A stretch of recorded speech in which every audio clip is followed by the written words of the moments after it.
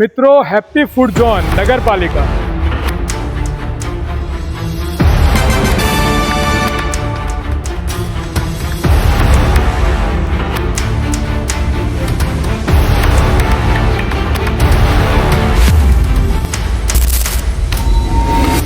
આયોજન ખૂબ સરસ છે, વિચાર ખૂબ સરસ છે અને હું પહેલાં પણ કહું છું સારી બાબત થવી જોઈએ, પણ આ સારા વિચારની અંદર એક મોટા કરપ્શનની ગંધ છે અને એ ગંધ માટે આજે કહું છું કે આ મિની કોર્પોરેશન બિગ કરપ્શનનો જે અડ્ડો બની ગયો છે.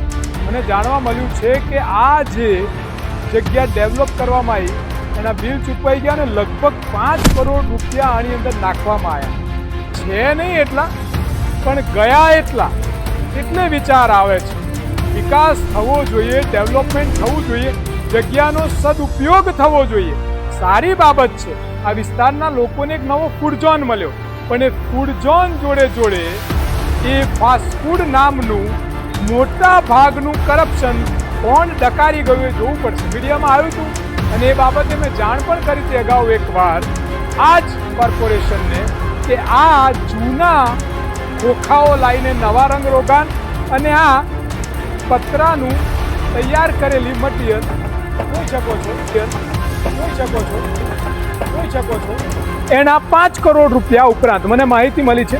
આપણે આગળ પણ ઇન્ક્વાયરી કરવાના છે કે આ ખરેખર પૈસા ચૂકવાયા છે અને ડકાર કેટલી લીધી છે.